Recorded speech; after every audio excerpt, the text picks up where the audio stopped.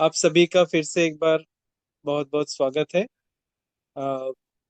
नेस्को के sickle cell सप्ताह जो महाराष्ट्र स्टेट में मनाया जा रहा है उसके आज दूसरे दिन के हमारे सेशन में आप लोगों को बताते हुए खुशी होगी कि आज हमारे साथ जुड़े हैं डॉक्टर अशिता सिंह जी। मैम, आपका बहुत बहुत स्वागत है। Thank you. मैं मैम का परिचय देना चाहूँगा। मैम है MBBS MD in internal medicine और उन्होंने एमए बायोएथिक्स से किया है। करेंटली मैम एक नंदुरबार के जो कि ट्राइबल डिस्ट्रिक्ट है, वहाँ चिंचपाड़ा एक गांव है। उस गांव में क्रिश्चियन मिशनरी हॉस्पिटल है। उस हॉस्पिटल को पिछले 10 सालों से सेवा दे रहे हैं वहाँ पर। बहुत ही पुअर जो आदिवासी और रिमोट एरिया के जितने भी हर तरह के पेशेंट्स हैं, उन सभी पेशेंट्स का वहाँ पर फ्री में, बहुत ही कम पैसों में, almost total free of cost ये पिछले 10 वर्षों से सेवाएं दे रहे हैं। और 400 से ज्यादा सिकल सेल पीड़ित आज उनके पास आ, उनके हॉस्पिटल में सेवा लेने आते हैं। और वो मैं खुद उनसे मिल चुका हूँ। मैं 2 बार मैम के हॉस्पिटल में विजिट कर चुका हूँ। मैंने देखा है कि वो कितने अभी वेल सेटल्ड है। वही नहीं, बाकी और भी कई जो पीड़ित वहां पर आते हैं जो सभी गरीब तबके के हैं, वो सब आज एक अच्छी जिंदगी जी रहे हैं। जो मैम के हस्बैंड है वो भी डॉक्टर है, सर्जन है, बहुत फाइन सर्जन है। और वो भी वहां पर सभी की फ्री सर्जरी करा के एक एक आदर्श उन्होंने स्थापित किया है पूरे देश में। तो ऐसे मैम आज हमारे साथ जुड़े हैं। मैम का स्वागत हम सभी तालियों के साथ करते हैं। Thank you thank you. So much. Thank you so much ma'am for coming care और सिकल सेल पेशेंट के मैनेजमेंट के लिए आज हम आपका सजेशन लेना चाहेंगे। और इसके पहले मैं देख रहा हूँ आज doctor S D Italia sir भी जुड़े हैं जो पद्मश्री है। सर, आपका बहुत बहुत स्वागत है। सर, आप अनम्यूट करें थोड़ा और हमें एक 1 मिनट के लिए आपका आशीर्वाद चाहिए sir. Yes, can you listen me? या yes. Sir, loudly. Fine, fine. Doing good work, and I really appreciate. Uh, Good going. It is always thank you. necessary to make it more and more. Often we hammer the things on the people who really works on sickle cell, and you are doing excellent work and very good topic to discuss about. Fine, go ahead. Thank you so much sir, thank you so much for coming. मैं आप सभी को बता देना चाहता हूँ, doctor S D Italia sir आप सभी जानते हैं। और इन्हें हाल ही में इस वर्ष पद्मश्री अवार्ड से राष्ट्रपति द्वारा सम्मानित किया गया है। और सिकल सेल कार्य के लिए सर जाने माने विश्वविख्यात है। तो आप सभी की तरफ से एक बार सर के लिए तालियां मैं यही चाहूंगा। Thank thank you, you thank sir, you. आपका स्वागत है सर। अ, हम अपना सेशन आज का शुरू करते हैं। हम डॉक्टर रशीदा मैम से रिक्वेस्ट करेंगे कि आज सिकल सेल केयर और मैनेजमेंट इस पर आप हमें थोड़ा मार्गदर्शन दें। और मैडम के मार्गदर्शन के बाद फिर प्रश्न उत्तर का जो रहेगा कार्यकाल, उसमें आप अपने प्रश्न एक एक करके पूछ सकते हैं। और आज साथ में एस डी इटालिया सर भी है, तो आज सोने पर सुहागा है। तो बहुत बहुत धन्यवाद मैडम, अब फोन आपका है। Thank you so much. Sure. Can I share my screen, please? Just let me know when it's done now. या Okay. Sure. या मैम प्लीज। Okay. So, बहुत खुशी हो रही है आप सबों को देख के और ये जान के कि इस प्लेटफॉर्म के माध्यम से हमें बहुत सारा एम्पावरमेंट मिलता है ना। जब हम अपनी बीमारी को अच्छी तरह समझ पाएंगे तो हम अपनी देखभाल अच्छी कर सकेंगे, ना केवल अपनी देखभाल लेकिन हम हमारे समाज की देखभाल, हमारे आने वाली पीढ़ियों की अच्छी देखभाल करेंगे। सो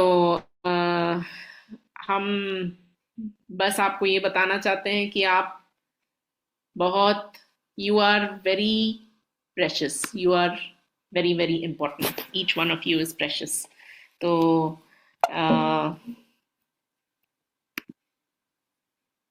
यस,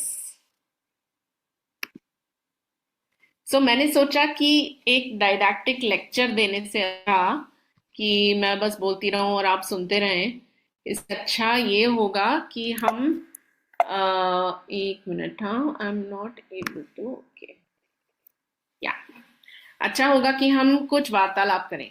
सो आप लोग ज्यादातर ऐसे हैं जो सिकल सिकल सेल के साथ आपका संबंध बहुत पुराना है और आप काफी कुछ इसके बारे में जानते हैं, और हमारी ये कोशिश रहेगी कि ये जो हमारी इसके बारे में नॉलेज, जो इसके बारे में हमारे कॉन्सेप्ट्स हैं, वो और भी स्ट्रांग हो जाए।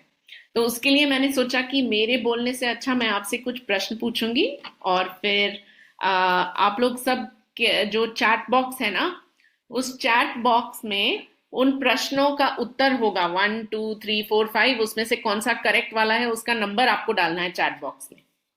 समझ में आ रहा है ना? तो फिर वो हम देखेंगे।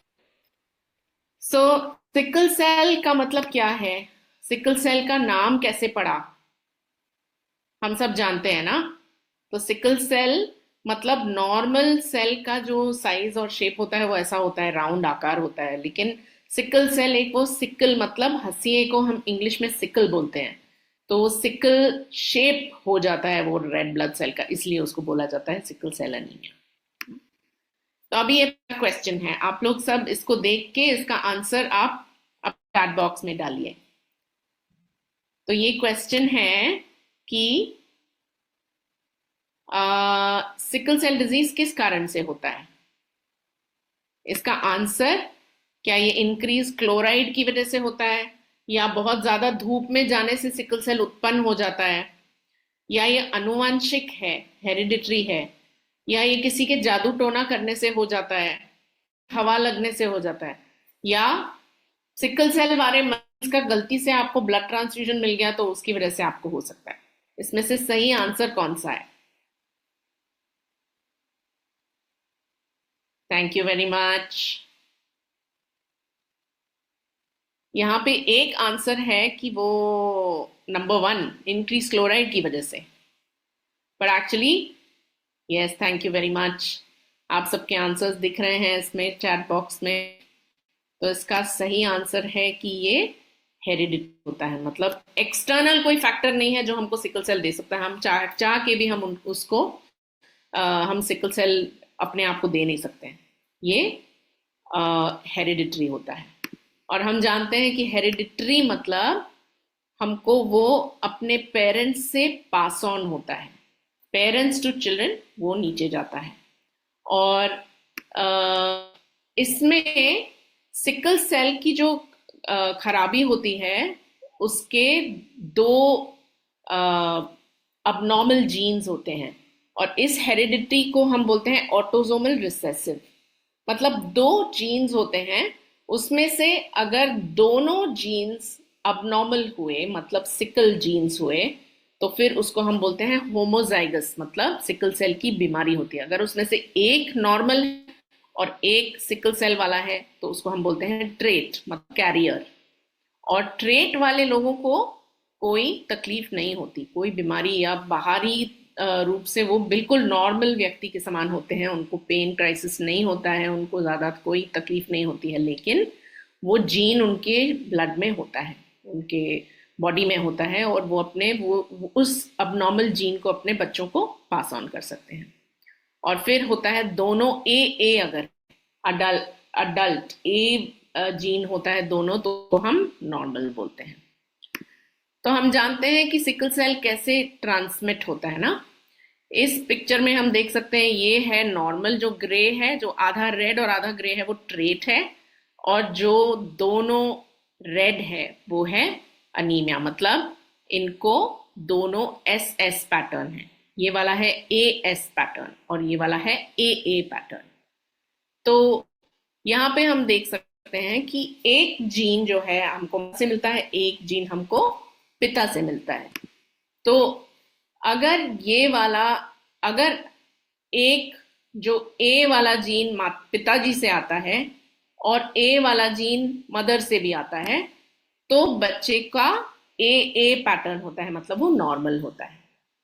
अगर पिता से ए वाला मिला और माता से एस वाला मिला, मतलब बीमारी वाला, तो वो बच्चा क्या हो जाएगा? वो बच्चे को सिकल सेल ट्रेट होगा। और अगर माता से भी और पिता से भी उनको एस वाला जीन मिलता है, तो वो होगा एस एस पैटर्न, मतलब बीमारी पैदा होगी। तो इसको हम बोलते हैं ये वाला नॉन।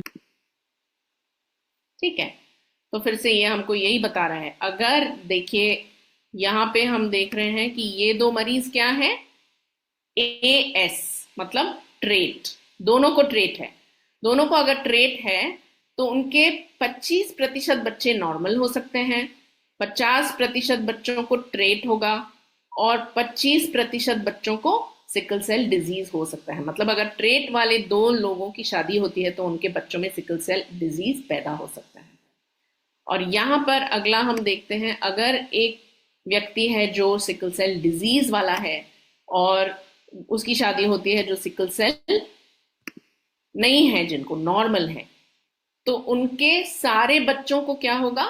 ट्रेट ही होगा।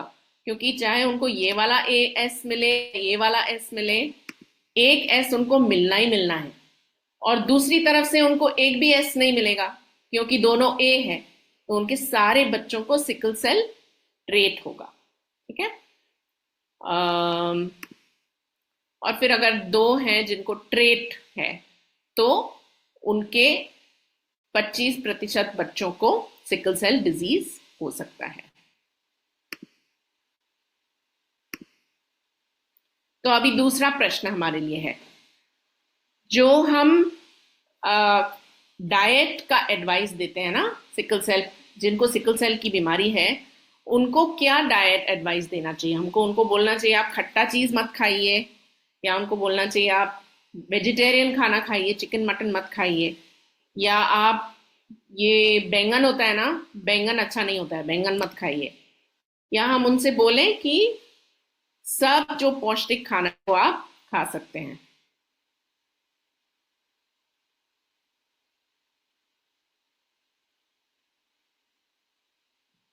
Thank you, thank you. तो ज्यादातर आप लोगों के आंसर्स करेक्ट हैं। तो सिकल सेल डिजीज का खाने पीने से कोई ताल्लुक नहीं है। कई लोग सोचते हैं ना, हमारे आदिवासी, हमारे यहाँ कम्युनिटी में बहुत सारे रिस्ट्रिक्शन देते हैं वो, कि ये नहीं खाना है, वो नहीं खाना है, इससे उनको प्रॉब्लम ज्यादा होती है, उससे प्रॉब्लम ज्यादा होती है, दूध नहीं पीना है, अंडा नहीं खाना है। लेकिन हम जानते हैं कि इससे कोई फर्क नहीं पड़ता है। सो इनफैक्ट हमको अनीमिया को अवॉइड करने के लिए अच्छा nutritious diet, full good nutritious diet लेना जरूरी है। तो हम में से किसी ने बोला है कि चिकन मटन अवॉइड करना है, लेकिन ऐसा कोई रेस्ट्रिक्शन हमको अपने आप के ऊपर करने की जरूरत नहीं है।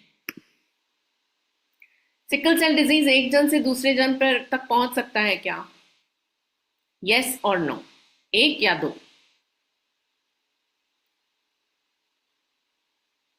अगर हाथ से छुएं या उनके साथ रहें या उनके साथ खाना पीना खाएं, very good. So sickle cell disease is not communicable. कई बार बहुत सारे हमारे कम्युनिटीज में ये उनकी गलत फहमी होती है कि वो जो सिकल सेल वाले बच्चे हैं उनके साथ हमारे बच्चे नहीं खेलने चाहिए, नहीं तो उनको भी सिकल सेल हो जाएगा, है ना? तो this is not true. Okay, sickle cell के क्या लक्षण होते हैं? दर्द होता है, थकान होती है, खून की कमी हो सकती है, खांसी हो सकती है और जॉन्डिस हो सकता है। इन सब में से कौन सा वाला लक्षण नहीं होता है सिकल सेल में? आप अक्सर वो सिकल सेल का कॉमन सिम्टम नहीं है।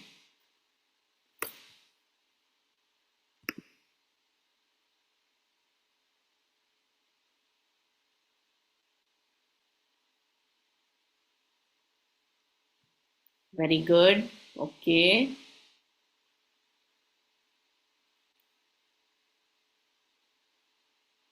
Thank you. यहाँ पे हमें कुछ खांसी, तो हम सब जानते हैं कि दर्द हो सकता है, थकान हो सकती है, खून की कमी हो सकती है और जॉन्डिस हो सकता है, लेकिन खांसी एक सिकल सेल का कोर लक्षण नहीं है। You are all correct. कुछ कुछ लोगों ने अनीमिया लिखा है, लेकिन मुझे पता है वो गलती होगा, क्योंकि हम सब जानते हैं कि बीमारी को ही हम सिकल सेल अनीमिया बोलते हैं। और एक जन ने ये भी लिखा है कि जॉन्डिस नहीं होता है, लेकिन हम जानते हैं कि जॉन्डिस सिकल सेल डिजीज में होता है।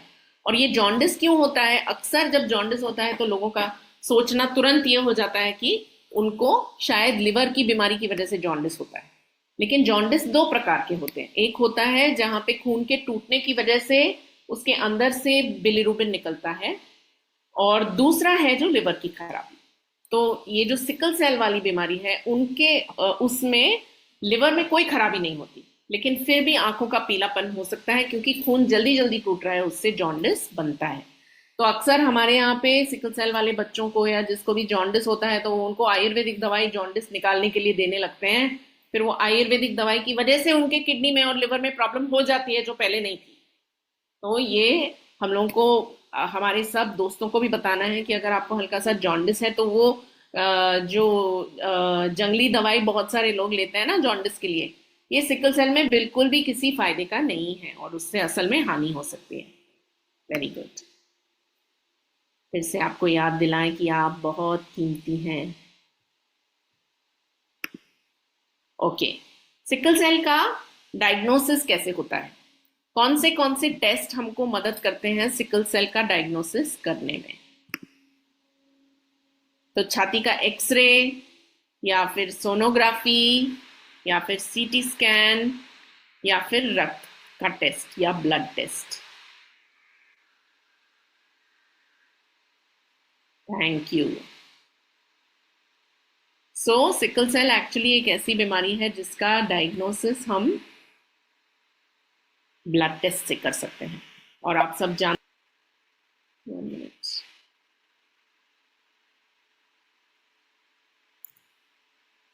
दिखाई दे रहा है आपको?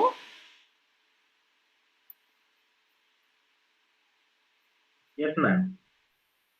ओके, सो ये हैं जो टेस्ट किए जा सकते हैं। अलग अलग प्रकार के टेस्ट होते हैं, HB इलेक्ट्रोफोरेसिस, HPLC, कई पॉइंट ऑफ केयर टेस्ट भी हैं, और एक PCR टेस्ट भी है जो मॉलिक्यूलर डायग्नोसिस करके हमको बता सकता है कि सिकल सेल की बीमारी है। कुछ टेस्ट होते हैं स्क्रीनिंग टेस्ट और कुछ टेस्ट होते हैं कंफर्मेटरी टेस्ट। ओके, क्या सिकल सेल की बीमारी क्योर हो सकती है?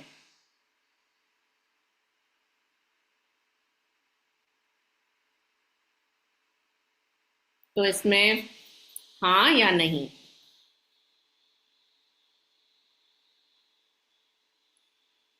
ओके, सो हमको 50-50 आंसर्स आ रहे हैं ना, हाँ भी और नहीं भी। काश इसका सब के लिए हाँ में उत्तर होता, है ना।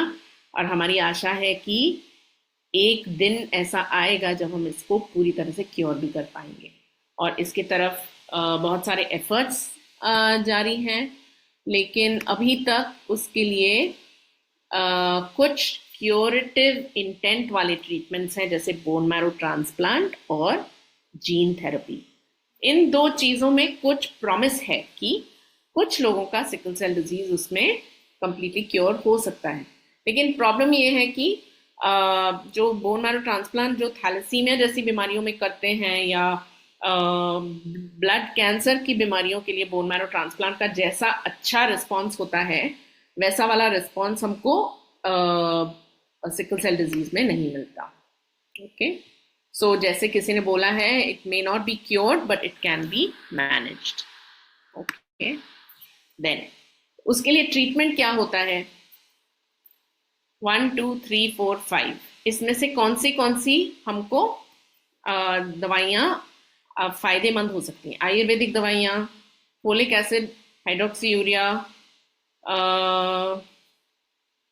कोई धागा बांधना जिसमें मेडिसिनल हम कुछ वैल्यू होता है, वैसा वाला धागा बांधने से फायदा होता है, टॉनिक लेने से फायदा होता है। Okay, thank you very much. So आयुर्वेदिक दवाइयों का सिकल सेल डिजीज में कोई फायदा अभी तक दिखाया नहीं गया है ना। और ज्यादातर आप लोगों ने सही बताया है कि फोलिक एसिड और हाइड्रोक्सीयूरिया लेने की जरूरत है। टॉनिक असर में अगर हम लोग अच्छा खाना खा रहे हैं तो टॉनिक्स का कोई कोई एडिशनल फायदा नहीं है। So we need not worry about taking tonics. Okay, blood transfusion, what about blood transfusion? जब सिकल सेल बीमारी की वजह से हमको पेन होता है तो ब्लड देने से फायदा होता है क्या?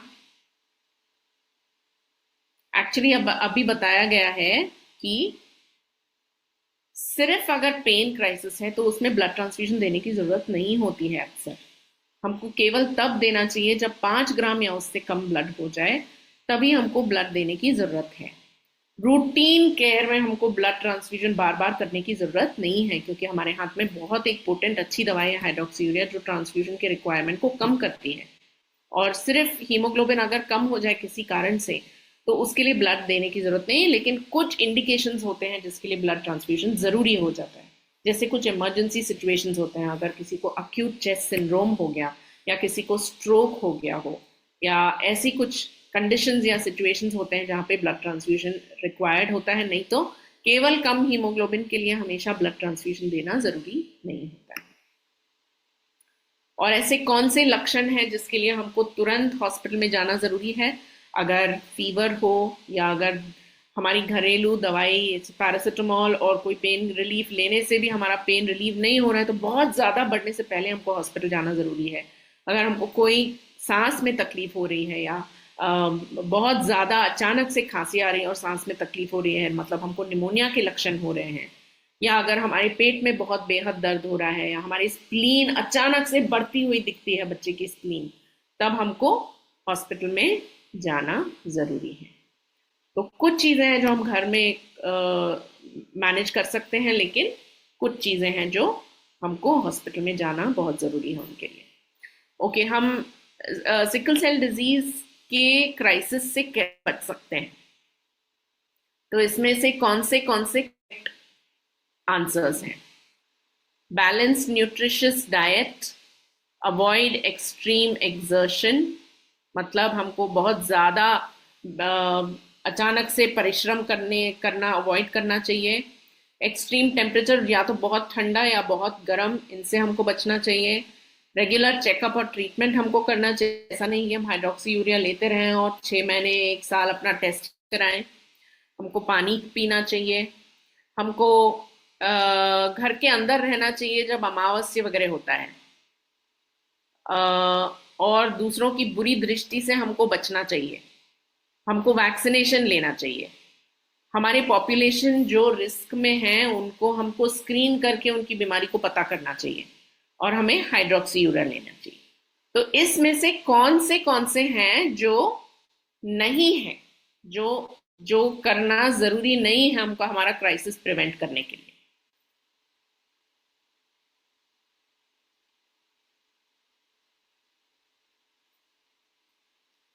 काफी सारे हैं जो हमारे लिए फायदेमंद हैं और क्राइसिस को प्रिवेंट कर सकते हैं, लेकिन कौन से हैं जो जिनका क्राइसिस से कोई ताल्लुक नहीं? Very good. नंबर 6, नंबर 7,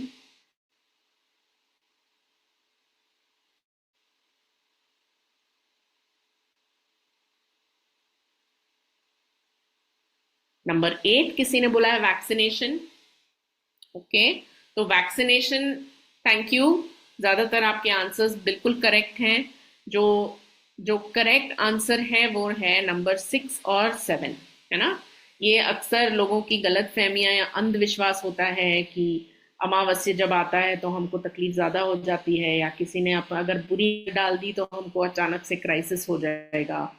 तो ये इसके अलावा बाकी सब जो है वो हमें क्राइसिस से बचा सकते हैं। ये जरूरी है कि हम अच्छे से खाना खाएं ताकि हमारा हीमोग्लोबिन ऑप्टिमाइज्ड रहे, है ना, और हमको एक्सट्रीम एक्सर्शन अवॉइड करना है। बाकी सब हैं जो हमको क्राइसिस से बचा सकते हैं। स्क्रीनिंग का क्या, इसमें क्यों लिखा है स्क्रीनिंग से भी हम क्राइसिस बचाते हैं? क्योंकि अगर हम स्क्रीन करेंगे तो हम उन लोगों को डायग्नोज करते हैं जिनको शायद अभी तक कोई क्राइसिस नहीं हुआ, लेकिन वो सिकल सेल डिजीज के साथ जी रहे हैं। तो हमारे कई ऐसे अनुभव हैं कि पहली बार लोगों को अपने, हो सकता है वो 30 साल की उम्र हो या 35 साल की उम्र, पहली बार उनको एक क्राइसिस होता है, उतना भयानक क्राइसिस होता है कि उसी क्राइसिस में उनकी लाइफ खतरे में हो जाती है। और अगर उनको पहले से स्क्रीन किया होता और पता रहता कि उनको सिकल सेल डिजीज है, तो उनको हाइड्रोक्सी यूरिया देके हम उस क्राइसिस से उनको बचा सकते थे। इसलिए स्क्रीनिंग का इसमें बहुत इंपॉर्टेंट रोल है। सो हम जानते हैं कि हमको नियमित जांच करना जरूरी है, हाइड्रोक्सी यूरिया लेना जरूरी है, फोलिक एसिड लेना जरूरी है। तो इनमें से कौन से कॉम्प्लिकेशन सिकल सेल डिजीज में हो सकते हैं? ए वैस्कुलर नेक्रोसिस। तो आप बताइए कि अगर कोई है जो नहीं हो सकता, या आप कौन सा वाला सही है इसमें से? ए वैस्कुलर नेक्रोसिस मतलब जो हमारे हिप जॉइंट का खराबी होना, पेन, इन्फेक्शन और लो हीमोग्लोबिन होना, अक्यूट चेस्ट सिंड्रोम होना, स्प्लीन का बढ़ जाना, किडनी की खराबी होना, गॉल ब्लैडर में पत्थर होना, या सारे कुछ हो सकते हैं सिकल सेल में? आपको कोई है जो सिकल सेल में नहीं होता, कि सारे हो सकते हैं? कौन सा करेक्ट आंसर है इसमें? Okay, thank you. हम में से 3-4 लोग बोल रहे हैं कि 5 शायद नहीं होता है, लेकिन ज्यादातर हम बोल रहे हैं कि सारे हो सकते हैं। तो number 7 is the correct answer.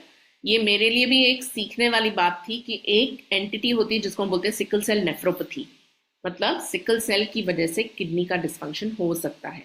इसलिए हमको जब सिकल सेल की बीमारी है तो कम से कम साल में एक बार हमको अपना किडनी का फंक्शन टेस्ट कर लेना चाहिए। जो सिंपल सा टेस्ट होता है क्रिएटिनिन, वो हमको साल में एक बार करना बहुत जरूरी है। और सिकल सेल के जो हमारे मरीज हैं वो किडनी की खराबी के लिए ज्यादा रिस्क में रहते हैं, क्योंकि वो अक्सर पेन किलर्स को लेते हैं। Okay, thank you very much. So vaccine, कौन सी वैक्सीन रेकमेंड, सबसे ज्यादा रेकमेंडेड, सबसे ज्यादा इंपॉर्टेंट वैक्सीन कौन सी है हमारे अनुसार सिकल सेल बीमारी के लिए? वो है न्यूमोकॉकल वैक्सीन, हम सब जानते हैं। लेकिन ये पर बाकी सब वैक्सीन जो लिखे हैं, ये सारे वैक्सीन फायदेमंद होते हैं जिनको सिकल सेल की बीमारी होती है, क्योंकि वो उनको इन रिस्क से बचाती है। ओके, ठीक है। अब ये आप बताइए मुझे। Okay, less than a minute तो बंद हो जाएगा, तो हम फिर से ज्वाइन करेंगे। तो आप ये हाँ या ना, 1 या 2। ओके, अगर माँ को SS पैटर्न है और पिता AA पैटर्न है, तो क्या बेबी ए हो सकता है? हाँ या ना, 1 या 2? 1 है हाँ, 2 है ना।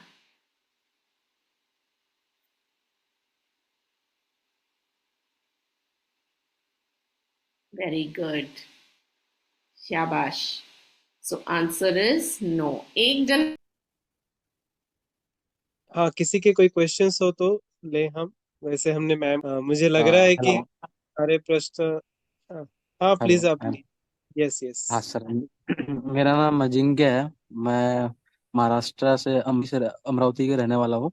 तो मेरा सवाल ये था कि मुझे मैम क्राइसिस हो गया था, मतलब 1 ईयर पहले हॉस्पिटल में था। तो मुझे एस्पिरिन 75 मतलब डॉक्टर ने मुझे रिकमेंड किया था, वो अभी भी मैं ले रहा हूँ। तो मैम वो लेना चाहिए, और वो किस लिए मतलब किस लिए रिकमेंड करते हैं वो मुझे ये जानना था मैम। हम्म, तो एक्चुअली एस्प्रिन जो है, कभी कभी जब लाइफ थ्रेटनिंग थ्रोम्बोसिस होता है, जैसे कि सुनील जी के बारे में, हम के बेटे के बारे में भी सुन रहे थे जिनको गैंग्रीन हुआ है, या किसी को अगर स्ट्रोक हुआ है सिकल सेल की वजह से, तब फिर एस्प्रिन का रोल होता है। तो यूनिवर्सली हम सब पेशेंट्स को एस्प्रिन तो नहीं रेकमेंड करते हैं, लेकिन अगर उनको लाइफ थ्रेटनिंग आर्टीरियल थ्रोम्बस हुआ हो तो फिर एस्पिरिन का फायदा होता है। दूसरा एक रोग का प्रेगनेंसी में भी होता है, जब सिकल सेल डिजीज के साथ में एस्पिरिन का रोल होता है। तो आपको क्या कोई ऐसे किस प्रकार का क्राइसिस था आपका? मुझे निमोनिया हो गया था। तो निमोनिया में मुझे मतलब सर में दर्द काफी था और मुझे मेरा ऑक्सीजन लेवल कम हो गया था उस टाइम। ओके, ओके, तो आपको अक्यूट चेस्ट सिंड्रोम भी था। बहुत अच्छा कि आप ठीक हो गए, हालांकि फिर काफी दिन आपको हॉस्पिटल में रहना पड़ा था, ऑक्सीजन भी देना पड़ा था आपको। हाँ, ऑक्सीजन मुझे 12 डेज लेना पड़ा था। फिर उसके बाद मैं ठीक हो गया। मतलब मैं एक्चुअली कॉलेज में था उस time. I am graduated from Tata institute of social science. Very nice. हाँ। या। तो हाँ, उसके बाद ये क्राइसिस हुआ था। बेसिकली मेरी गलती ऐसी हो गई। मैं मतलब ऐसे शेयर नहीं करना चाहिए, पर मैं बोलूंगा कि जैसे मैं स्मोक करता था उस टाइम पे, स्टार्ट किया था, तो मतलब सबको ही बोलूंगा कि इससे दूर रहे। मतलब ये सब मुझे लगता है कि उसी वजह से हुआ मुझे। तो जब हमारा सिस्टम ऑलरेडी थोड़ा कमजोर होता है और चेस्ट सिंड्रोम के लिए हम वल्नरेबल होते हैं, तो अपने अपने हेल्थ को अच्छे से बचा के रखना बहुत अच्छा है। Thank you for that advice, अपने अनुभव से आप दें सब लोगों को। यस। अभी मैम जस्ट हमारे टू एक और ऐसे वॉरियर है जो काफी फेमिलियर है, हमारे सारे मीटिंग्स में आते थे। अच्छा। लेकिन उन्होंने फिर वही गलती की कि उन्होंने ड्रिंक करना शुरू किया। और हम्म। 2 महीने पहले वो क्राइसिस में गए और कम से कम उनको प्राइवेट में भर्ती करना पड़ा, तो 3.5 लाख रुपए का खर्चा भी आया। और तो ये स्पोर्ट किसी प्रकार का नशा हमें हम्म। बिल्कुल नहीं करना चाहिए। मैसेज तो हर जगह जाना ही चाहिए। सो प्लीज, हाँ please continue questions. Sir, hello sir. हाँ जी। हाँ बोलिए, आप कहाँ से? चंद्रपुर डिस्ट्रिक्ट। Hello sir. हाँ, बोलिए रविंद्र जी। चंद्रपुर डिस्ट्रिक्ट से बात कर रहे हैं। मेरा बेटा 13 साल का है। ओके, नहीं क्या हाइड्रोजूरिया हमने करने के बाद नहीं क्या उसको ब्लड लगाना पड़ा। और उसका क्या एएनसी और नहीं क्या पेटलेट्स कम हो गए। तो मैडम ने कहा कि नहीं हम्म। क्या उसको हाइड्रोजूरिया सूट नहीं हो रही है। फिर हम हम्म। एक गोली अल्टरनेट दे रहे हैं अभी। अच्छा, अच्छा। हम्म। यानी कि तो ये उन्होंने वेट वेट और क्या इससे नहीं क्या बढ़ा दी गोली, 1.5 कर दी हम्म। थी। हम्म। तो उसको उसका वेट। हम्म। उसका 25। Weight 25 kilo. तो हाँ। 25 किलो के लिए वो 750 मिलीग्राम ले रहा था ना। हम्म। सो ये हाँ। एक्चुअली ये थोड़ा सा डोज शायद उसके लिए थोड़ा सा ज्यादा हो गया होगा, लेकिन अगर ये अच्छा है कि मतलब उसको तकलीफ थी इसलिए उन्होंने डोज बढ़ाया। ये विद इन रेंज ही है, 30 मिलीग्राम पर केजी रेंज में आता है और उतने तक हम बढ़ा सकते हैं। लेकिन जैसे उन्होंने सही किया कि उसके ब्लड काउंट्स को चेक करते करते उन्होंने दवाई बढ़ाई, और जैसे ही उन्होंने देखा कि उसकी प्लेटलेट काउंट और एब्सोल्यूट न्यूट्रोफिल काउंट कम हो गया है, तो उन्होंने दवाई को फिर से घटा दिया। सो ये एक्चुअली बहुत अच्छा मैनेजमेंट है। उनकी कोशिश थी कि हाइड्रोक्सीयूरिया का पूरा बेनिफिट उसको मिले ताकि उसके हम्म। क्राइसिस जो है वो कम हो। तो उन्होंने विद करेक्ट मॉनिटरिंग उन्होंने दवाई बढ़ाई, और जब उनको पता लगा कि इसकी वजह से उसके काउंट्स कम हो रहे हैं, तो उन्होंने फिर उसको घटा दिया। So I think this is the right line of management हाँ, जो तो उसका। अभी नहीं। हाँ, तो अभी 250 बोले थे कंटिन्यू।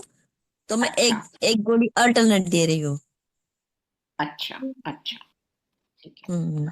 तो ऐसे आइडियल होता है कि हम एक गोली ऑल्टरनेट डे के बदले में अगर आधी गोली रोज लें तो वो ज्यादा फायदेमंद होता है।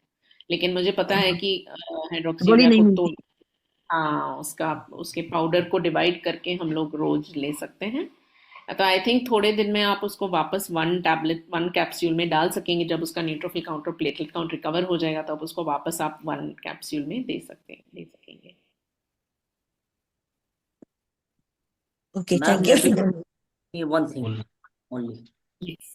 हेलो। यस प्लीज, पूछिए। जी सर, नमस्ते। नमस्ते मैडम। मैम नमस्ते, मैं को बोलिए। मैं जगदल कोंडा गांव से बोल रही हूँ, बस्तर जिला से। अच्छा। मेरी बेटी 12 साल की है, अभी जैसे बड़े होगी अभी 1 आध साल में, तो पीरियड के समय क्या परेशानी हो सकता है मैडम, थोड़ा बताइए ना उसका उपाय, परेशानी के बारे में कुछ जानकारी। पीरियड्स के समय। हाँ, क्या क्या समस्या हो सकती है उसको, आ, हम्म, आगे से मतलब सचेत रहे तो कुछ हम्म, तकलीफ मत हो उसको आगे। ऐसे कोई पीरियड से संबंधित स्पेसिफिक तकलीफ तो उसको नहीं होनी चाहिए मेरे हिसाब से। लेकिन हम्म। बस ये ध्यान दें कि उस समय भी वो अच्छी तरह पानी पीती रहे और अपने आप की देखभाल करे, दवाइयों को ना हम्म। बंद करे। हमारे यहाँ हम्म। अक्सर ये प्रॉब्लम होता है कि पीरियड्स के समय सब दवाइयाँ बंद कर देते हैं हाइड्रोक्सी हाँ यूरिया को मिला के, तो वो नहीं होना चाहिए। उसकी दवाइयाँ रेगुलर होनी चाहिए और उसको अच्छी तरह पानी पीना चाहिए। तो उसकी चिंता ना करें। जी, thank you. Hello ma'am. Bastar जिले में है तो आप हाइड्रोक्सी यूरिया आपको मिलता है बराबर वहाँ? हाँ, मिल जाता है सर। वेरी अच्छा नाइस। अच्छा, चलो बहुत अच्छा, थैंक यू। सर एक हेलो लास्ट सर। क्वेश्चन मुझे। Hello ma'am. यस, बोलिए अश्विनी। जी, मैं अश्विनी बात कर रही हूँ पुणे से। मेरा बेटा 5 इयर्स का है, अनवय बंसोड़। अच्छा। मुझे ये पूछना था कि उसको सिकल थैल है मैम, ठीक है? बीटा। हाँ, तो उसमें हमें जैसे ही पता चला है बचपन से, तो हमें ये पहले से क्वेश्चन रहा है कि उसमें सिवेरिटी एज पर सिकल क्या रहती है, मतलब कितना सीवियर ज्यादा होता है या कम होता है, या सिवेरिटी पता चलती है क्या, जैसे वो सिकल थैल है तो? तो एक्चुअली सिकल थैल जो सिवियर सिकल सेल डिजीज के समान ही यूजुअली बिहेव करता है। लेकिन सिकल सेल डिजीज अपने आप में ही एक बहुत डाइवर्स प्रकार की बीमारी होती है, तो सिर्फ उसका जो जेनेटिक टेस्ट है उसके आधार पे हम प्रिडिक्ट नहीं कर सकते हैं कंप्लीटली कि वो कैसे बिहेव करेगा। क्योंकि कई होते हैं जिनका सिकल सेल डिजीज होता है एसएस, और उनको कभी कोई क्राइसिस ना हुआ, कभी उनको ब्लड भी नहीं चढ़ा, कभी उनको हम्म। मेजर कोई प्रॉब्लम नहीं हुई, ऐसा भी हो सकता है। सो और एक ही परिवार में दो बच्चे हो सकते हैं जिनको एक को बहुत ज्यादा क्राइसिस होते हैं और दूसरों को नहीं होते हैं। सो ये डाइवर्स उसका क्लिनिकल प्रेजेंटेशन अलग अलग प्रकार का होता है, तो आप सतर्क रहिए। लेकिन जस्ट कीप वॉचिंग, क्योंकि सिकल तो थैल मतलब ऐसा बिहेव कोई जेनेटिक टेस्ट नहीं है जिससे हम सिवेरिटी पता कर सकते हैं, मतलब ऐसा कोई भी जेनेटिक टेस्ट नहीं है, राइट? नहीं, जिससे हम ओके। क्लिनिकल सिवियरिटी को प्रिडिक्ट कर सकते हैं, ऐसा नहीं है। तो अभी कुछ रिसर्च स्टडीज हैं जो कोशिश कर रही हैं कि कुछ मार्कर्स को ढूंढें, इस चीज को समझें कि क्यों कुछ लोगों को ज्यादा तकलीफ होती है और कुछ लोगों को कम। कुछ मार्कर्स हैं क्या जिसको देख के हम उसको प्रेडिक्ट करते हुए उसके लिए कुछ स्टेप्स ले सकते हैं। शायद उनको हम जिनको हमको मालूम है कि ज्यादा तकलीफ होने वाली है उनको ज्यादा उनको उनके पूरे वैक्सीनेशंस करें या उनका हाइड्रोक्सीयूरिया जल्द से अच्छे डोज में उनको दें। लेकिन अभी तक ऐसा कोई मार्कर नहीं है या कोई प्रेडिक्टिंग चीज नहीं है जिससे हम बोल सकते हैं कि वो बीमारी कैसे बिहेव करेगी। ओके। एक अभी लेटेस्ट उसको अगस्त में क्राइसिस आया था, तो वो टाइम हम पुणे में ही थे, तो यहाँ पे डॉक्टर की प्रैक्टिस ना मतलब इतना नहीं है, तो उन्होंने at the time of crisis उसका कैप्सूल बढ़ा दिया था। तो क्या क्राइसिस आने पे कैप्सूल बढ़ा देने से, उसके डोज बढ़ा देने से हेल्प होती है? क्योंकि बाद में मैं जब नागपुर गई और जो रेगुलर डॉक्टर है उनसे कंसल्ट किया था, तो वो हमें बोल रहे थे कि at the time of crisis इतना वर्क नहीं करता है जो एकदम से मतलब डोजेस बढ़ा दिए वो, तो इसमें क्या रियलिटी है एक्चुअल में? Yes, yes. ऐसे नहीं करना चाहिए या फिर करना सही है, नहीं है? क्योंकि बहुत यहाँ पे पुणे में हम मतलब एज अ पेशेंट हम डॉक्टर को सजेस्ट नहीं कर सकते, राइट? डॉक्टर हमें वहां पे बोलते हैं कि आपको ये करना है वो करना है, वो टाइम ऐसा होता है पेरेंट्स के लिए कि जो डॉक्टर बोलेंगे वो हमें करना है, राइट? तो वहां पे क्या चीज सही है? लेकिन हमारी जानकारी रहने से अच्छा रहता है, इसलिए these are very important questions. तो हाइड्रोक्सीयूरिया एक्चुअली एक रिलीवर मेडिसिन नहीं है। मतलब हाइड्रोक्सीयूरिया आज आपको क्राइसिस हुआ और आज आप हाइड्रोक्सीयूरिया ले रहे हैं तो उसमें ज़्यादा कोई फायदा नहीं होता है। हो हम्म। सकता है कि आपके डॉक्टर ने ये सोचा होगा कि अगर हाइड्रोक्सीयूरिया एक डोज लेते हुए उसको क्राइसिस हुआ है तो शायद उसका डोज बढ़ाने से उसके क्राइसिस अगले क्राइसिस से उसको बचा सकते हैं। इस क्राइसिस में शायद हाइड्रोक्सीयूरिया आज बढ़ाने से कोई फायदा नहीं होगा, लेकिन उनकी सोच ऐसी होगी कि अगर एक स्टेबल डोज में उसको फिर भी क्राइसिस हुआ है तो उनका बेसलाइन डोज बढ़ाया जाए ताकि आगे के क्राइसिस को प्रिवेंट करें। And one last question is कि वो एक अच्छा भी हुआ क्योंकि हमें एक्चुअल में पता चला कि जैसे मैंने 2022 में जैसे जब वो 3 साल का था तब कैप्सूल हमने फर्स्ट टाइम स्टार्ट किया था, तब से ही ना एक उसको इचिंग स्टार्ट हो गया था, लेकिन हम सोच रहे थे कि ये कोई और वजह से हो रही है, लेकिन जब उसको लास्ट अगस्त का क्राइसिस आया और डॉक्टर ने उससे भी ज्यादा कैप्सूल का डोज बढ़ा दिया, उसकी इचिंग एकदम जैसे पागल इंसान पूरा बॉडी इचिंग करता है और ब्लड निकला जा रहा है, उसके टी शर्ट पैंट्स खराब हो रहे हैं, तब हमें उसका क्लियर हुआ कि उसको कैप्सूल सूट नहीं हो रहा है, उसको इचिंग बहुत ज्यादा बढ़ गया था। तो अच्छा। हमने ही मतलब उसका कम किया और जहाँ पे हम नागपुर में दिखाए वहां पे कंसल्ट किया वापस से, तो ये क्लियर हुआ कि हाँ कैप्सूल के कारण ही उसको इचिंग हो रहा है। वो सर बोले कि ये रेयर है, बहुत ज्यादा पेशेंट में नहीं दिखाई देता है, लेकिन अभी हमारे लिए ये बहुत मतलब बड़ा सवाल खड़ा हो गया है, क्योंकि जैसे कैप्सूल ही एक मात्रा भी ऑप्शन है, राइट? कि कैप्सूल है तो सब अच्छा चल रहा है, हमें भी मतलब अभी तक टेंशन नहीं था, लेकिन अब उसको अगर कैप्सूल सूट नहीं हो रही है, जबकि वो अभी 15 kg है और हम हालांकि उसको अभी सिर्फ 100 ग्राम मतलब 100 पार्ट में वो 500 mg वाला कैप्सूल दे रहे हैं, राइट, डेली। तो वो भी अगर उसको सूट नहीं हो रहा है तो आगे क्या? ये हमारा सबसे बड़ा सवाल है मैम, इसका प्लीज हमें आंसर कीजिए, क्योंकि मुझे बड़ा वो मतलब एज अ मॉम लग रहा है कि कैप्सूल ही थी जो सहारा था और अब कैप्सूल ही नहीं सूट हो रहा है तो आगे क्या करेंगे? तो क्या हमें ट्रांसप्लांट करना चाहिए या हमें क्या डिसीजन लेना चाहिए, क्या ऑब्जर्वेशन करने चाहिए आगे? या आसान प्रश्न नहीं है और आपकी आपकी सिचुएशन बिल्कुल इजी नहीं है। आई कैन इमेजिन कि आपको कितनी तकलीफ होती होगी अपने बच्चे की तकलीफ को देख के। और ये जो आपको इचिंग उसको जो होता था ना, वो जब आपने जैसे अभी जिस डोज में ले रहे हैं उस डोज में भी उसको क्या इचिंग होती है? अभी एकदम लिटिल बिट करता है, मतलब ड्रॉप कर दिया ना, वो जो मैं पुणे में किया था उन्होंने ज्यादा 150 कर दिया था अच्छा। डेली वाला, अच्छा। और एक्चुअल में उसको हम दे रहे थे 125, मतलब 125 दे रहे थे पहले, तब भी वो इचिंग करता ही था। अभी सर ने 100 कर दिए वापस, अभी थोड़ा लिटिल बिट है ही उसको, लेकिन फिर जैसे वेट बढ़ेगा, जैसे मेरी इंफॉर्मेशन, जैसे वेट बढ़ेगा आगे कैप्सूल तो बढ़ेगा ही बढ़ेगा, फिर अगर यही सूट नहीं हो रहा है तो आगे क्या? तो जैसे आपने बोला आप यू नो उसके लिए डेफिनेटिव थेरेपी जैसे ट्रांसप्लांट को एक्सप्लोर कर सकते हैं, क्योंकि सिकल थैल में प्लेन सिकल से थोड़ा उसका जो रिस्पॉन्स अच्छा होता है। सो यू कैन एक्सप्लोर, हीमेटोलॉजिस्ट मिल के आप एक्सप्लोर कर सकते हैं। लेकिन अगर हाइड्रोक्सीयूरिया उससे टॉलरेट नहीं होता है, एक ट्राई किया जा सकता है, कभी कभी ये डिसेंसिटाइजेशन किया जा सकता है, जैसे थोड़ा थोड़ा करके डोज बढ़ा के देखा जाए कि वो जो इचिंग है वो कम होता है कि नहीं लगा। लेकिन अगर इतने थोड़े डोज में भी उसको काफी ज्यादा, उसके लिए कुछ अलग अलग से दवाइयां लेते हैं क्या? एंटी एलर्जिक, ऐसे एंटी हिस्टामीन? नहीं, अभी तक उन्होंने वैसा कुछ नहीं किया है, लेकिन हाँ हमें सजेस्ट किया है कि आप और एक बार, क्योंकि जब पहले वो इतना श्योर नहीं थे, अभी फिर हेमाटोलॉजिस्ट से प्रॉपर हमने श्योर किया और आगे हम उन्होंने हमको सजेस्ट किया कि आप एक डर्माटोलॉजिस्ट को ये सारी चीजें बता के, लेकिन मुझे वही यहाँ पे लगता है कि पुणे में मैं डर्माटोलॉजिस्ट को दिखाऊंगी, वो कैप्सूल से रिलेट कर पाएंगे या नहीं।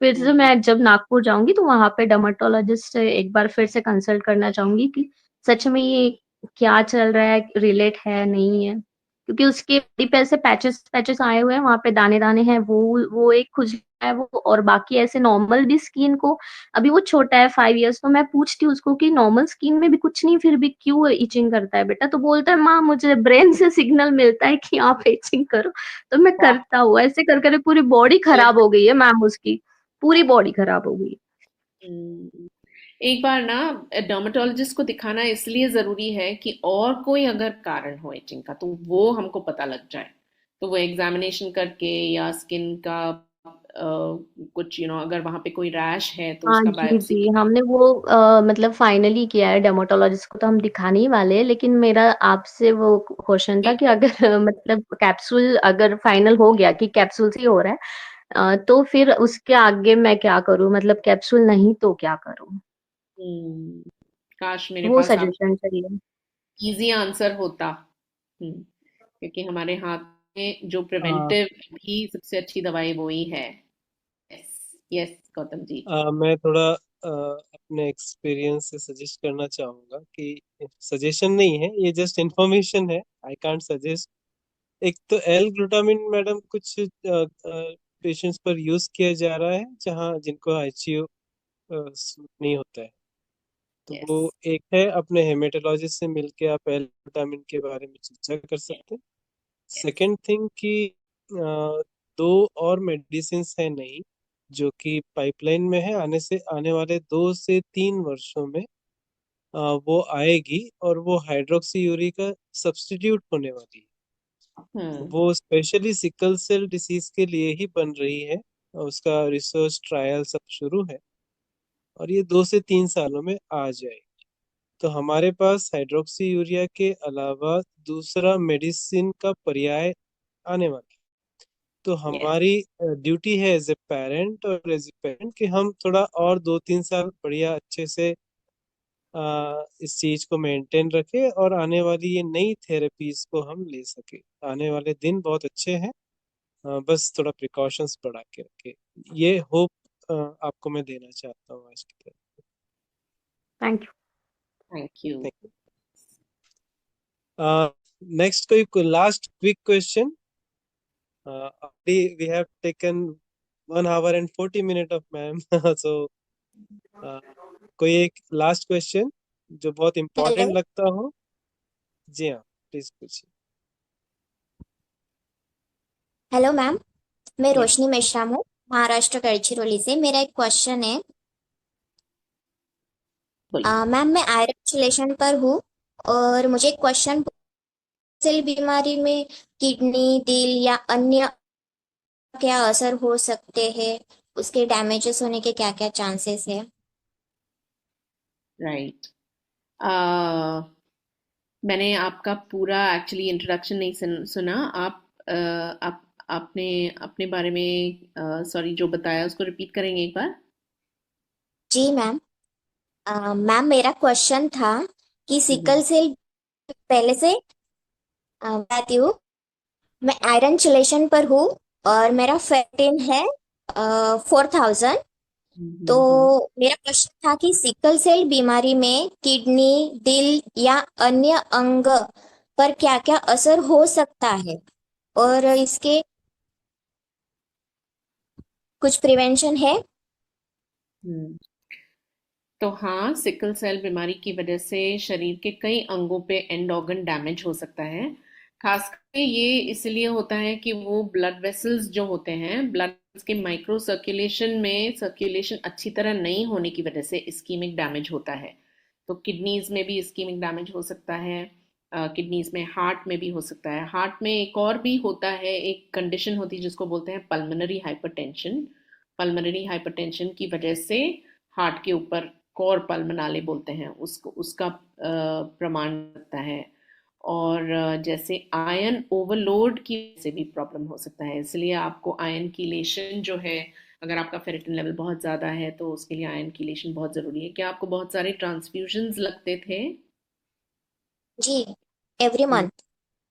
My goodness. यस। तो इसलिए मतलब जब हम उसको ट्रीटमेंट को ऑप्टिमाइज करके मिनिमाइज कर सकें हमारे ब्लड ट्रांसफ्यूजन्स को, ये हमारा एक ट्रीटमेंट का गोल होता है कि ब्लड ट्रांसफ्यूजन्स को मिनिमाइज करें। क्योंकि कभी कभी लगता है ना, हीमोग्लोबिन 7 ग्राम है तो चढ़ा लो एक ब्लड, थोड़ा अच्छा लगेगा, लेकिन ब्लड चढ़ाना भी एकदम स्ट्रेट फॉरवर्ड नहीं है। उसकी वजह से आयन ओवरलोड की प्रॉब्लम हो सकती है, और उसकी वजह से एंड ऑर्गन डैमेज हो सकता है। आयरन की वजह से भी हो सकता है, और सिकल सेल डिजीज पर से इसकी वजह से भी हो सकता है। हमारे कई पेशेंट्स हैं जिनको सिकल सेल नेफ्रोपैथी है, और आइडियली उसको पूरा डायग्नोस करने के लिए रीनल बायोप्सी होना चाहिए, लेकिन वो इतना इजीली अवेलेबल नहीं होने की वजह से हम बाकी कारणों को जब रूल आउट करते हैं तो हम कंक्लूड कर सकते हैं कि उनको सिकल सेल नेफ्रोपैथी, जो सिकल सेल की वजह से किडनी की खराबी हो सकती है। लेकिन ये बहुत धीरे धीरे प्रोग्रेस होने वाली बीमारी है। बहुत जल्दी एकदम किडनी पूरा फेल हो जाता है ऐसा नहीं अक्सर होता है। बहुत सालों तक उनका क्रिएटिनिन धीरे धीरे, बहुत ही धीरे धीरे बढ़ता है। तो उसमें हमको उनको एडवाइस देना बहुत ज़रूरी होता है कि वो किडनी को कैसे बचा के रखें, उसके फंक्शन को जितने देर तक हम मेंटेन करके रख सकते हैं। तो डाइट में उनको कुछ चेंजेस होते हैं, जो डाइटरी रेस्ट्रिक्शंस होते हैं। दवाइयों को उनको अवॉइड करना है जो किडनी को ख़राब करती हैं। डिहाइड्रेशन से उनको बचना है, पानी इनफ लेना है, और रेगुलर अपनी किडनी फंक्शन को चेक करते रहना है। और सब जिनको सिकल सेल डिजीज़ है सभी लोगों को अपना रेगुलर किडनी फंक्शन टेस्ट और लिवर फंक्शन टेस्ट करना ज़रूरी है हाइड्रोक्सीयूरिया पे होते हुए भी, ताकि हम मॉनिटर करके देख सकें कि ये कोई कॉम्प्लिकेशंस पैदा तो नहीं हो रहे हैं और उसके लिए जो अप्रोप्रिएट मेजर्स हैं वो ले सकें। yes. ओके, वन क्वेश्चन और मैम, बोलिए। संक्रमण से बचने के लिए कौन कौन सी सावधानियां जरूरी होती है सिकल सेल में? मतलब इन्फेक्शन से बचने के लिए? जी इन्फेक्शन से बचने के लिए आप पूछ रहे हैं? जी हाँ। Yes yes. तो इन्फेक्शन से बचने के लिए कुछ चीज़ें हैं जिनको हम वैक्सीन से प्रिवेंट कर सकते हैं, जैसे मैंने आपको लिस्ट दिखाया था। क्योंकि जो कैप्सुलेटेड ऑर्गेनिजम्स होते हैं, हम बोलते हैं जो बैक्टीरिया होते हैं जिसमें कैप्सूल होता है, तो वो कैप्सूल वाले जो बैक्टीरिया होते हैं, खास करके सिकल सेल डिजीज में ज़्यादा हम वल्नरेबल होते हैं उसके। क्योंकि कैप्सूलेटेड ऑर्गेनिजम्स मतलब के जो बैक्टीरिया होते हैं जिनके शरीर आजू बाजू एक कैप्सूल होता है ना, उन ऑर्गेनिजम्स से हमको स्प्लीन बचाता है। लेकिन सिकल सेल में क्या होता है कि धीरे धीरे करके स्प्लीन के ये काम करने की क्षमता कम हो जाती है और उसकी वजह से कैप्सुलेटेड ऑर्गेनिजम्स का इन्फेक्शन हमको ज़्यादा ईजिली हो सकता है। तो सबसे कॉमन कैप्सुलेटेड ऑर्गेनिज्म है न्यूमोकॉकस, जो न्यूमोकॉकल वैक्सीन लेके हम उसको प्रिवेंट कर सकते हैं।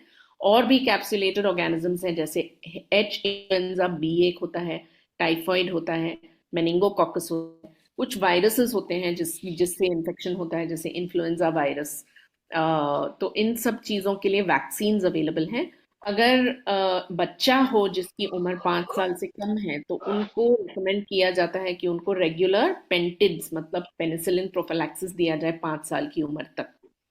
और उसके अलावा जैसे अगर हमें कोई इन्फेक्शन के लक्षण हो तो हमको ज़रूर डॉक्टर के पास जाना ज़रूरी है, क्योंकि सिकल सेल में कोई भी इन्फेक्शन अचानक से बहुत फ्लेयर अप हो सकता है। तो हमको उसके लिए लो थ्रेशोल्ड रखना चाहिए। अगर इन्फेक्टिव क्राइसिस का हमारे पास कोई लक्षण हो, जैसे बहुत तेज बुखार हो या वाइट सेल काउंट बहुत ज़्यादा बढ़ जाए या सांस में तकलीफ हो रही है, तो हमको एंटीबायोटिक देना बहुत ज़रूरी होता है। लेकिन इसको हमको मतलब ध्यान से दोनों तरफ से देखना, बहुत ज़्यादा भी हर एक छोटी छोटी चीज़ के लिए एंटीबायोटिक नहीं लेना है, लेकिन जहाँ पे इन्फेक्शन बढ़ का रिस्क होता है तो एंटीबायोटिक देने का थ्रेशोल्ड थोड़ा कम होना चाहिए। मतलब हमको टाइम भी एंटीबायोटिक देना बहुत ज़रूरी है। इसके अलावा हमको अपनी स्किन का हाइजीन मेंटेन करना ज़रूरी है। और अगर जैसे कोई है घर में या आजू बाजू में जिसको सर्दी या खांसी हो तो हमको उनसे बच के रहना ज़रूरी है, तो उनसे दूरी रखें और ज़रूरी है तो मास्क पहने, so that we can protect एक सिंपल वायरल इन्फेक्शन के सिकल सेल में। तो हमको अपने आप को जितना हो सके बचा के रखने की कोशिश करना है। Okay, thank you so much ma'am. Hello ma'am, from Pragati Jambhudkar, Maharashtra Gadchiroli से बात कर रही हूँ। मैम आपने क्यूज में बताया था कि ज्यादा पेन क्राइसिस होने के बाद हम ब्लड नहीं चढ़ा सकते, लेकिन मेरा प्रॉब्लम ये कि 1 मंथ पेन क्राइसिस में थी मैं।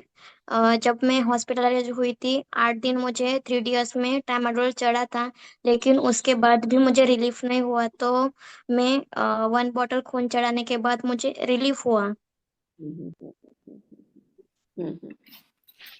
तो ये जो पहले होता ना बेटा, बहुत ब्लड ट्रांसफ्यूजन के ऊपर बहुत ज़्यादा फोकस होता था। जैसे ही पेन क्राइसिस हुआ वैसे ही ब्लड चढ़ा दिया जाता था। तो जैसे अभी स्टडीज की गए हैं बहुत सारे सैकड़ों मरीजों के ऊपर, तो अभी जो एविडेंस है उसके अनुसार हर क्राइसिस में ब्लड चढ़ाने से बहुत ज़्यादा फायदा नहीं होता है। लेकिन जैसे आपने बोला कि आपका डिस्पाइट एडिक्वेट पेन रिलीफ और जो दूसरे फैक्टर्स हैं, इन्फेक्शन को भी कंट्रोल किया है एंटीबायोटिक से, आपका हाइड्रेशन भी ऑप्टिमाइज किया है, आपको पूरा पेन मेडिकेशन जो है वो मिल रहा है, उसके बावजूद अगर पेन क्राइसिस प्रोलॉन्ग होता है तो उसमें एक रोल हो सकता है ब्लड ट्रांसफ्यूजन का। Yes, But ma'am. that should not be the first thing that we do. तो कई बार हम ये नहीं सोचते हैं कि ब्लड ट्रांसफ्यूजन देने से हानि भी हो सकती है, जैसे हमारी बहन रोशनी है ना, उसका फेरेटिन इतना ज़्यादा, हम चाहते हैं कि मिनिमल ब्लड ट्रांसफ्यूजन मिले ताकि ऑप्टिमल क्वालिटी ऑफ हमको मिले। Yeah, ma'am. Thank you, ma'am.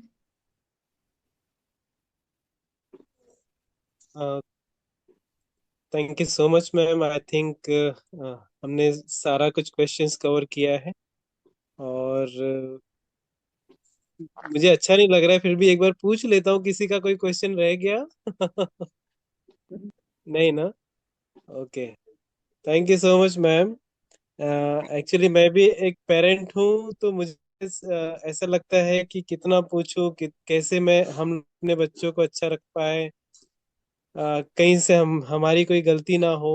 तो बहुत सवाल मन में रहते हैं, और जैसे जैसे जिंदगियां बढ़ती जाती है और कुछ नए नए कॉम्प्लिकेशंस आते हैं, तो हमारा नॉलेज फिर से कम पड़ता है।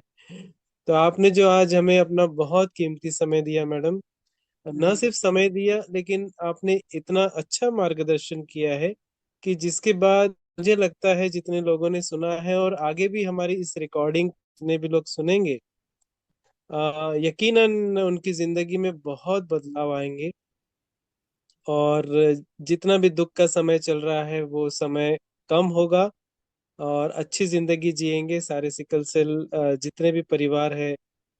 इन सब हमारे प्रश्नों के जो उत्तर लेकर गए हैं, उससे अपनी जिंदगी को एक खुशहाल जिंदगी बनाएंगे, ऐसा मुझे 100% यकीन है। मैं सारे सिकल सेल परिवारों की तरफ से आपका हाथ जोड़ के धन्यवाद देता हूँ कि आपने बहुत अच्छे से आज हमें मार्गदर्शन दिया मैम। और इसके बाद भी मुझे लगता है जब कभी रिक्वेस्ट आएगा तो हम आपको फिर से बुलाएंगे मैम, और वापस एक बार फिर से हम आपको सुनना चाहेंगे। और धन्यवाद तो एक बहुत छोटा शब्द है, लेकिन हाँ मैम, मैं सबकी तरफ से आपको बहुत बहुत शुक्रिया, बहुत बहुत धन्यवाद देता थैंक हूँ। You very much. एक्चुअली मुझे लगता है कि मेरा ऑनर है आप सबों के बीच में रहना, मेरे लिए एक बहुत बड़ी आदर की बात है, and I am very very grateful. मैं हमेशा कहती हूँ कि मुझे सिकल सेल के बारे में 10 साल पहले कुछ भी नहीं पता था, क्योंकि मैंने कोई पेशेंट ही नहीं देखा था। लेकिन यहाँ जी नंदुरबार में आने के बाद मेरे बहुत प्रिय पेशेंट्स हैं यहाँ पे, जिनसे मैं बहुत कुछ सीख रही हूँ, उनके अनुभवों से, उनके दुख से, उनकी तकलीफ से मैं सीख रही हूँ बहुत कुछ। और अभी भी I can't call my self any expert, because I have not मैंने उसका कोई स्पेसिफिक ट्रेनिंग नहीं लिया है, लेकिन इस अनुभव के कारण मैं बहुत कुछ सीख रही हूँ, और आप सबों से भी मुझे आज बहुत कुछ सीखने के लिए मिला। So thank you very much for being here, and God bless you, और आपको बहुत अच्छा, लंबा, सुखी, दर्द फ्री और सफरिंग फ्री जीवन मिले, ऐसी मेरी प्रार्थना है। God bless you. Thank you so much ma'am. तो मैं सभी सिकल सेल वॉरियर से ये कहूंगा कि आज अपने कैमरे को ऑन करें और एक एक क्लैप मैम के लिए जरूर दें। Thank you. Thank you so much ma'am, thank you so much ma'am, thank you so much. Okay, thank you so much ma'am. Thank you very much. God bless you all. Right, ma'am. Okay, bye thank you, bye. Good night ma'am. बहुत बहुत धन्यवाद, बहुत बहुत धन्यवाद, और आप सभी लोगों का बहुत बहुत धन्यवाद। आप सभी लोगों ने अपना समय दिया thank you sir. Thank you, educate. Gautam sir. To you thank also.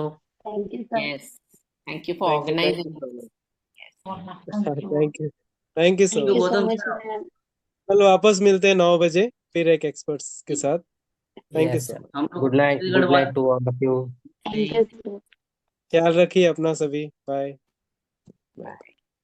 Thank you madam. जी सर. Good night madam. चलो, good night. Good night.